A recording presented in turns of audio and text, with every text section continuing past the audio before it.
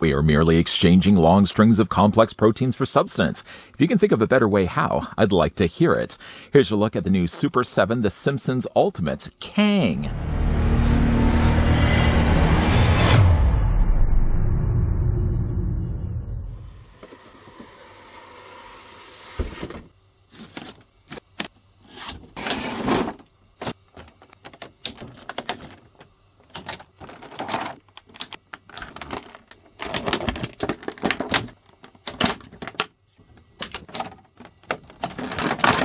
Prepare for probing questions about how to manage to get your Kang Ultimates figure. This 8-inch highly articulated Ultimates figure of Kang, as seen on The Simpsons, comes with interchangeable heads and tentacle tips and a variety of accessories, including ray gun, alien Maggie, and an Earth capital hitchhiking sign. Oh, you look lovely this evening. Have you decreased in mass? Just before, of course, we get a closer look at the brand new Simpsons Ultimates Alien Kang, the tape measure is going to tell us that the figure's tall. How tall? He's actually 11.5 inches in height, or he's about 28.5 centimeters tall. Citizens of Springfield. Here's a couple of them right now. Here's what Kang looks like with Mo the bartender. Why I bring also Mo in is because while both Kang and Kodos that we will be looking at in the upcoming review do come included with pretty cool accessories, one of them doesn't happen to be the board with the nail on the end of it. Now, even though it doesn't belong to Kang or Kodos, it is, though, a nice little Easter egg and a nudge that the collectors would need in the right direction that, if you haven't already picked up a Mo, you could say, well, Kang comes included with the board with the nail on the end of it. I might as well just pick up a Mo. Speaking of things of missing on Mo, I still don't have the apron. I reached out, in fact, actually to Super7, hoping that they'd have extra aprons, and they said that they didn't. I'd have to reach out to the company where I bought my figures from, which would be Entertainment Earth. I haven't yet done that, so leave it with me. I'm going to see if I can get myself the extra apron for Mo, because he certainly does need the apron on the front of his body. While we're also on the topic of Super7 Treehouse of Horror figures, here's what the figure looks like with Devil Flanders. What a disaster that figure was. He looks great. He's not constructed well at all. I haven't yet fixed the problems with the ball joints. I'm just going to see if maybe I can add a little bit of something on the end of the ball joint just to thicken it up. Maybe just, even if I put a little bit of sticky tack on the inside of it. I don't mind that the sticky tack's going to be in the inside cavity of his leg if it means that the figures are going to stand a little bit better. Somewhat ironic also, while he doesn't come with the board with the nail on the end of it, the one thing he does have for an accessory is Alien Maggie. This is now the third time we've got a Simpsons family member that isn't the way they normally look. We've already gotten ourselves Deep Space Homer. We also have the other example here of Bartman's Bart. And now we have an Alien Maggie. That's 3 of the 5 family members still not getting Maggie, or we're still not getting Marge, we're still not getting Lisa. But we have 3 members so far, and none of them look the way they look in everyday episodes. Moving along, here are the things that come included with Kang. First, as already mentioned, the figure comes included with Alien Maggie. Alien Maggie, while being a bitter pill to swallow, is a nice-looking version of Maggie, even though, obviously, she's got now tentacles. Got a little pacifier there on the end of one of them. That's pretty cool. And she does also have articulation, although it's only really just in the head.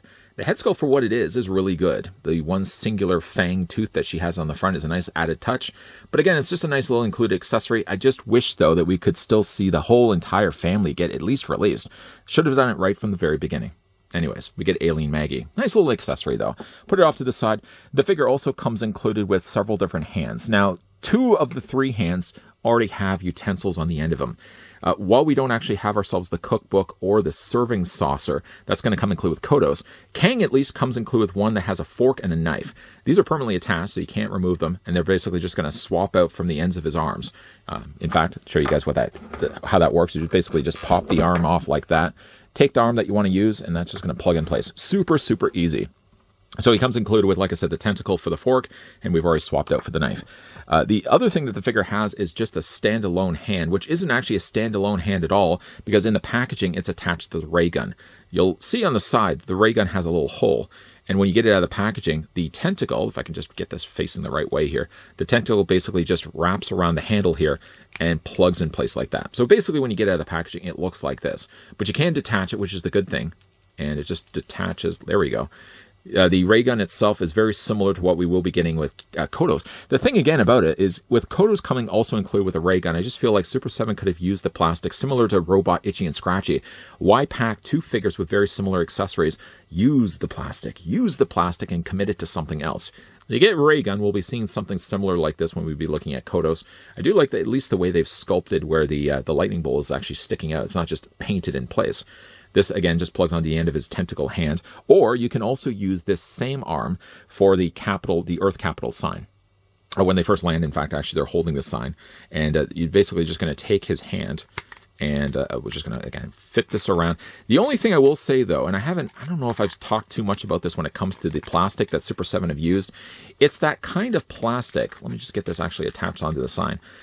By the way, it just plugs into the corner just like that. And he basically holds it up like that. The thing I didn't really say too much about the plastic when we've been looking at these Simpsons Ultimate figures, it's that type of plastic that if you rub stuff against it, for example, other accessories, for example, it leaves marks. It hasn't left any marks so far on any of the things that come included with Kang, but it's that kind of susceptible plastic. And again, what you can do, although he's probably not going to be getting picked up if he's got a knife in his other hand, you just basically plug the other tentacle arm in there, and now he's got himself the Earth capital sign. Pretty cool. I like that they had the hitchhiking sign included with the figure. The one other thing that comes included with Kang, let's first of all just get this removed. Put it off to the side here. And actually, you know what? Let's just also remove the knife arm. We'll just put that off and we'll just swap it out with the defaulted arm. The thing that he also comes included with is the laughing head.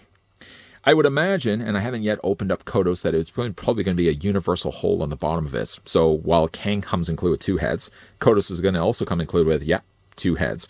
I would imagine you'd be able to mix and match these. So obviously you're going to be taking the dome off this one anyways to change it out for this one. I could imagine that you'd probably be able to do something similar for Kodos, because obviously they're probably going to be using the exact same lower body. So that's pretty cool. I do like this one because obviously with this one, it does have the additional drool coming out the bottom of the mouths. One of my favorite things about Treehouse of Horror was always the aliens, Kang and Kodos. I mean, they first debuted, I think, in action, not the first Treehouse of Horror. I think maybe it was the first it was the first Treehouse of Horror. Season 2, I think it was like episode 3, way back in like 1990. So these guys have been around for a while. I will say, though, about the head is that the head is kind of feeling like very hollow plastic. We sort of started to see that when it came to Devil Flanders, where he had like a really hollow body. Kodos, I could certainly, and Kang, I could certainly understand that. I mean, for so much plastic that's going into the figures' bodies and their heads, I mean, using a hollow plastic is obviously the most cost-effective route. Changing out the heads, by the way, picking, first of all, Kang up here. I keep wanting to call this guy Kodos because again, like, they look exactly the same for one another. They have the dome. Now, the thing about the dome is removable, so, I mean, it's just a case of basically just popping it off like that. One thing you'll notice, though, is when you go to put the dome back, there's a slot right at the back, and there's a slot here in the front, that when you then look at the dome, there's a lip here and a lip at the back. So when you are putting it in place, you have to line up everything with those slots in the back, and that just plugs back in place like that. One thing that they were at least smart enough to do is on the point that he has on the top of his dome, they put a little like rubbery piece on top of it just to prevent this from breaking. The dome does look good. I mean, obviously there's the seam line right there. There's no way they really would be able to avoid that. I mean, you couldn't even vac form a clear plastic like this, but the seam line is obviously going to be there on the side of the figure's dome. I mean, there's really no way around it. But just to change the head out, it's just a case of popping the dome off, putting off to the side here.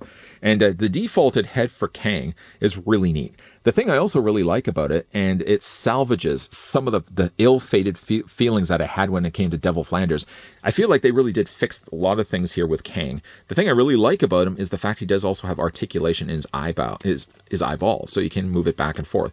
Not only can you move it back and forth, which I know basically this is stuff we're going to be talking about a little bit later in the review, but you can also move his eye up and down as well. So it's just one big giant ball joint sitting inside of a socket. When you are taking this guy out of the packaging, there's going to be like little adhesives on the side. You just want to make sure you peel those off so his eye is going to be able to move back and forth. The eye that's closed obviously isn't going to have the articulation, but if you did want to change this out, this, by the way, does rotate. So if you wanted to, again, have the head turned slightly, just turn the head first, obviously, and then just put the dome over top of it. But to change the head is extremely easy. You're just popping it off the peg. Even though there are really these little slots on the side, I don't think you really necessarily need it. When I first took this off, and I'll show you guys the bottom of these, I thought actually that the plastic was cracked. See how it sort of zigzags like this? It's only because the front half and the back half are two separate pieces to sandwich together. But if you look on the bottom of it, for a second you'll panic and you'll think that it's cracked. It's not actually cracked. Just going to unplug that on one, and then we're just going to go ahead and pop the new head back in place. And then you're just going to go ahead and just rinse and repeat. You're going to put the dome back over top of it. This one's a little harder. I don't know why to get this over top. But like I said, plug it in place. And now you got yourself Kang with the alternate head sculpt. Looks fantastic. By the way, also too, we can go back and just kind of look at the detail that they put onto the defaulted head. You got the spots, of course, on the top there. These spots, by the way, again, I was impressed to see that they didn't just paint them. They're raised. They're actually sculpted in there. Of course, you got the movable eye that's only going to be on this head sculpt. And again, lots of drool coming out the bottom of his lip there. Again, very hollow plastic, but again, I can certainly understand why for how big these figures are. For the rest of his body, this is kind of where more the heavier plastic comes. I mean, obviously, this doesn't have any rotational here, but on the bottom of it, this basically is going to be like, I guess, the frame or the bottom neck piece of the dome that's going to go over top of it. That's nicely done. I mean, you got some additional pink and red painted in there. The paint's pretty clean for what it is. I mean, there's not really a lot of chance where they could have really messed up the paint. The back tentacle, while not being posable, it's going to be basically all part of the bottom base here. He does have at least articulation here, not only for the smaller little tentacles that he has, but the much larger ones that he has on the sides there as well. For the figure's articulation, I guess we'll just kind of take the dome off for right now. Just careful, though, about that. When you are removing it, obviously, the thing about it, though, is this guy has the mouth that's open, so I think that's probably one of the reasons why it's a little harder to get the dome off this one, because you're going to be rubbing, as you can see there. See the dome? It's going to be rubbing the front of his face, so kind of just be a little bit more careful when it comes to taking the dome off that time. But for the articulation, no, the head's going to rotate all the way around. It's just plugged in place. The fronts here are all in hinge joints, so you can move these back and forth. You could really rotate them up and down as well, but to kind of have it more flush and flat, you kind of want to keep them flat like this. This, again, does move back and forth, up and down as well. And then the side arms, the longer of the tentacles, they move back and forth. You can also rotate them back and forth this way. There's a hinge, so those also rotate back and forth. This hinges back and forth as well. So some decent levels of articulation. I mean, it kind of goes without saying, you know, when you're going to get a character like this with Kang and Kodos, you're really not going to get a whole load of different posability options. He has it again in a head where you can rotate it back and forth. He has it in the arms, you know, again, 3 separate sections in the arms. And then again, like if you want to have the figure displayed with this defaulted head, he now has also the benefit of the ball joint, like the track ball eye, which again is something I really wasn't expecting. I just assumed getting this guy out of the packaging that his eye would just be kind of permanently molded like this. So Super7 did surprise me.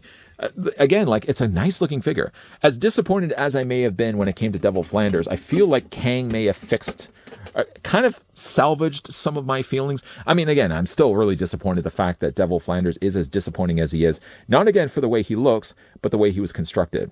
If anything could be said for Super7, for what we've gotten from Simpsons, even though we are coming down to the wire, I mean, like, I'm still going to be picking up what's left of the least of the line. So there's only, I guess there's like 5 or 6 figures I still need to pick up. I'm still planning to get those because while, again, like the line's disappointing for the way it had to wrap, it's obviously disappointing for the characters that they chose. The figures that we have at least gotten have all been great, well, except for Devil Flanders. Kang looks fantastic. You know, again, this guy's going to be also a little bit more expensive. So, like, you know, there goes the leg. So, like, for example, the regular Simpsons characters, actually, I'm just going to move them out of the way. The regular Simpsons characters, I think when I picked them up on Entertainment Earth, were around $54 to $55. That's US. So, of course, I'd have to do the Canadian conversion on top of that. Kang and Kodos were, I think, about $20 on top of that. So they were more closer to being $75 or so online. So, I mean, for me to be a Canadian and convert that over, that's almost closer to $100 a piece. I would say, like, obviously, paying that much for anything Super7, I know that's one of the biggest problems when it comes to the company as a whole, is that they charge way too much for their figures. I feel at least I'm getting value for Kang and Kodos for that matter. $74 is a bit steep of a price, but at least you're getting a really large-sized figure. Granted, we're not going to be getting any more when it comes to Simpsons figures. I mean, again, we're only going to be getting like 5 or 6 more figures, but at least the ones that I did want to get, they did release. Devil Flanders, disappointing, yes. Kang, though, fantastic-looking figure. Look, say what you want about Super7 and the way they handled the Simpsons license. I mean, obviously, I think there was a little bit of arrogance on the company's part, just assuming that the line would last as long as it would, just thinking that down the road they could release a casually dressed Homer and that collectors would just wait. The deeper cuts were the more important cuts, they felt, and that's why we would get characters like Deep Space Homer. But, you know, if anything could be said for this, Super7 have put out really great looking figures. The price is always going to be a debate. I mean, whether you think that Super7 put out too expensive of a figure. I mean, Ultimate figures tend to be at like, what, on average, over $50 a piece. Here in Canada, I have to add like a third the price on top of it. Kang and Kodos was another $20 on top of that. So I was paying well into probably like $200 for get both figures. And while, yes, they have limited articulation, I think for Simpsons, you can kind of get away with the idea that they have only single hinges in their elbows and their knees. When you look at characters like, for example, Thundercats, Silverhawks, G.I. Joe, you probably would want to add additional articulation in their elbows. I know Super 7 really want to go with more of the seamless look to their bodies. Paint's always sort of somewhat of a questionable issue. But for the look of the characters, I mean, this is the best looking Kang that we've ever gotten. The only other Kang that I can think of is that Gentle Giant did a Breakups line a long time ago, a little tiny miniature version of Kang and Kodos. And of course, the obvious one, there was the Playmates, the sound chip version of Kang and Kodos that came included with Homer. I mean, if you didn't get the chance to get that one, obviously this is a much better looking Kang. It's going to take up a lot more space as well. He has some decent level articulation, really a lot more than I was expecting. The trackball eye, for example, was a welcome surprise. I really wasn't expecting that at all. And, you know, again, like while having very limited hinge joints and elbows, the fact that he does have hinges in 3 places, really, in each of his individual arms, and that he has the amount of accessories that he does, I'm disappointed, yes, sure, that he doesn't come with the board with the nail on the end of it for the Mo, but all the other things that he comes included with, I think he's worth the price that they're asking for. It's still steep, don't get me wrong. And I'm saying that also as, again, a Canadian collector who's only going to be paying a lot more than what you're seeing online anyways. But I think for around $74 US, I'm happy to have picked up Kang. I'll be also equally happy to open up and review the Kodos, which obviously his review will be right around the corner. I think Super 7, again, for what they've given us for figures have all been good. It's just all the little stumbling things that they've done with the line leading up to their cancellation. If you guys, though, are interested and would like to get yourself Kang and Kodos, I would imagine if you're getting Kang, you're probably going to want to get also Kodos. I did also pick up both of these over at Entertainment Earth. I mean, one of the benefits, at least for you guys, if you guys are interested to get these figures and you want to save a little bit, clicking the affiliate link down below they'll provide will also save you 10% on anything that's currently in stock. That's whether you want to pick up anything from Simpsons, whether you want to just pick up anything online. As long as it's in stock, you'll save 10% off. And again, we are wrapping up things right now for Kang, but just right around the corner, we will also be looking at the Treehouse of Horror Kodos. So definitely stay tuned for that. As always, guys, if you guys did enjoy this video, want to throw it a like. If you guys are loving the content you guys are seeing and want to stick around for more, make sure you hit that subscribe button down below. And of course, turning on the bell notification always helps as well. As always, guys, thanks for watching. See you guys next time.